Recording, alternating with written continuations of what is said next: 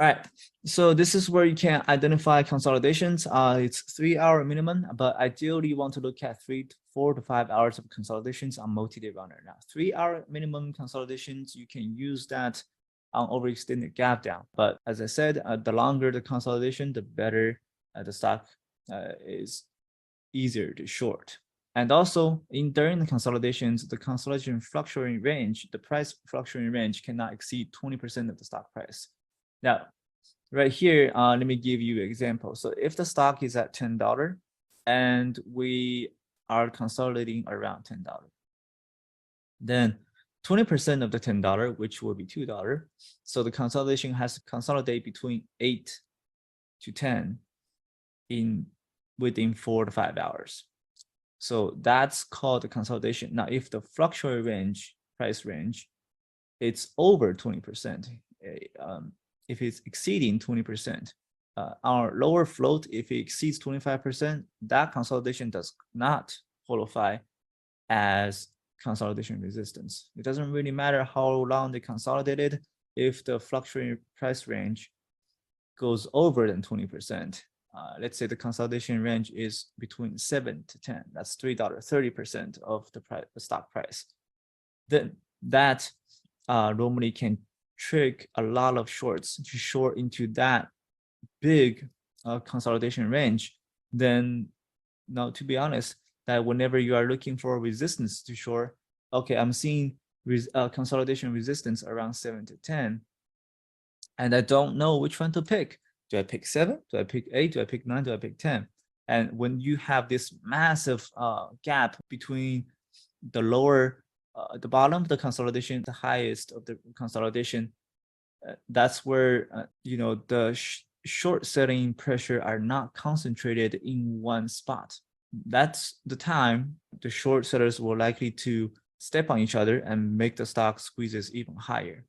So for the psychology behind this, let's say I recognize the bottom of the consolidation as resistance, so I short it at 7. And stock went to 8, and you think, okay, let me choose the middle of the consolidation. And you choose 8.5. So I short at 7, you short at 8.5, right?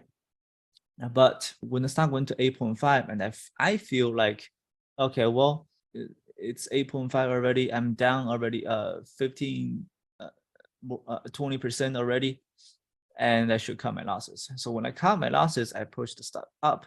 And whenever you're shorting at 8.5 and I push the stock up to $9 to $10, and you don't really feel confident because you see the high of the resistance is 10. So, and you are still far away from that. And the stock goes to 9.5 and you don't feel comfortable and you cover and somebody shorts at 9.5. Then I push the stock up at 7 and you push the stock at 8.5 and another person pushed the stock at 9. And that's where the resistance are keep getting pushed up by the short sellers. And that's where it's likely to end up with a parabolic squeeze.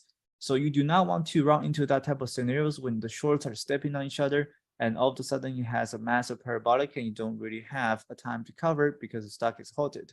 So always look for the 20% fluctuating range for the consolidations, and minimum time for the consolidation has to be 3 hours. The longer, the better.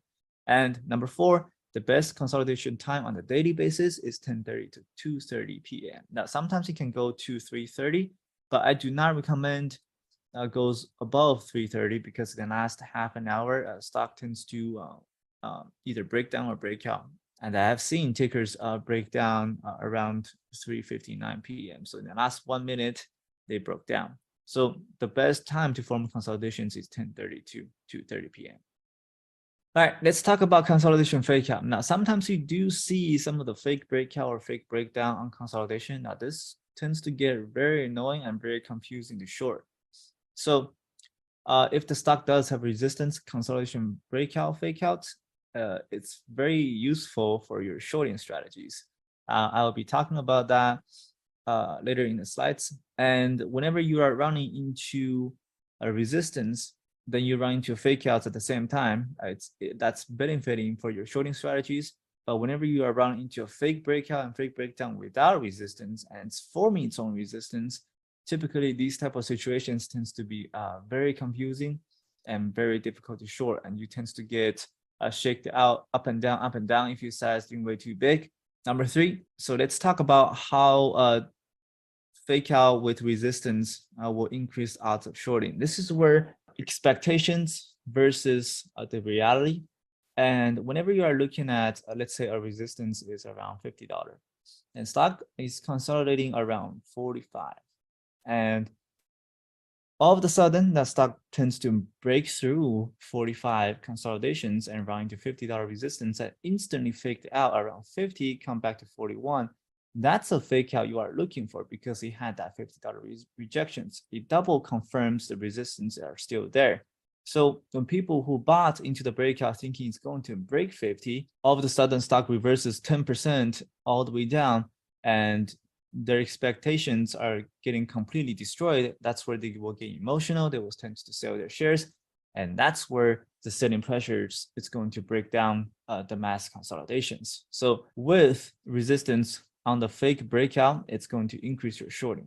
On the fake breakdown with resistance, it's likely to decrease the odds of shorting.